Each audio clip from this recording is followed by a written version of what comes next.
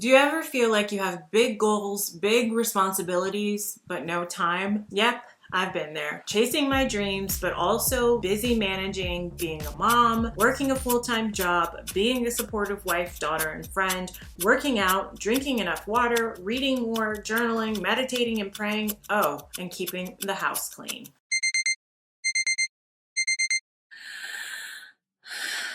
I finally found a way to get it all done, and in this video, consider me your private investigator who will reveal to you my proven BBB method to getting it all done. And nope, this won't be another 20-year-old toxic productivity bro with no responsibilities and all the time in the world trying to tell you how to manage your time. I'm a mama that survived 2 under 2, thank God, all the while juggling a happy marriage, a thriving career as a neuropsychologist, and a growing business. To start, let me show you how to stop stretching yourself too thin while also getting things done. When I first became a mom, I slipped back into my old pattern from undergrad. Hustle, burnout, recover, repeat. Even though I'd learned healthier habits in grad school, the pressures of being a working mom pulled me back into that toxic productivity. I was unrealistic with my time, constantly overworking, and my family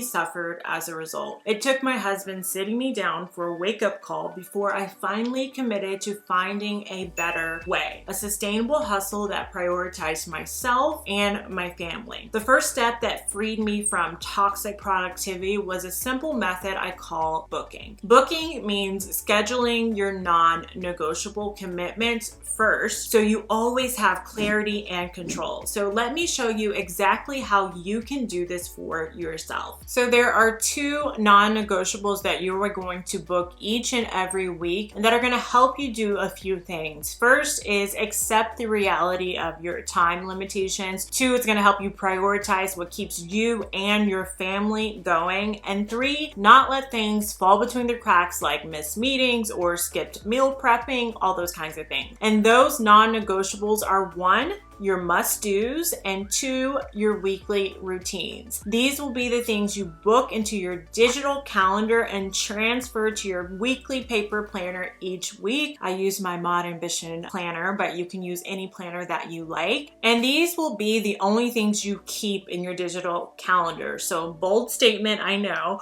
but someone's got to say it. If you are time blocking in your digital calendar, you are doing it wrong. The magic happens when you use a hybrid system, and here's why. Digital time blocking quickly gets cluttered, overwhelming, and your brain eventually tunes it out, actually. Instead, I teach my students in my Systemize Your Goals a hybrid system, a digital calendar plus a paper planner to give you digital reminders alongside clear, actionable daily plans in your planner. So let me explain the non-negotiables that I mentioned that you're going to move from your digital calendar to your paper planner each week. So the things that you're going to book from your digital calendar to your paper planner are your must-dos. These are things like appointments or meetings, things that have clear consequence if you miss them. And then weekly routines as well will be in your digital calendar. Those are tasks that keep you and your family healthy, organized, and energized. For me, those weekly routines include things like meal planning, my weekly review, weekly planning, meal prep, my weekly home blessing. That's a term I have swiped and borrowed from the Fly Lady system, zone cleaning, those kinds of things. So those are things that keep me and my family going. I set as recurring meetings in my digital calendar so they have a placeholder each week. And I also have things in there that are must-dos, things like appointments, meetings, birthday parties, so I can get those digital reminders. And I also have them, booked that I move to my weekly planner and I plan around. Okay, so now that your non-negotiables are locked in, you're probably wondering, what about everything else on my endless to-do list? Let me show you exactly how to handle those tasks next. So imagine doing your laundry by washing one sock at a time.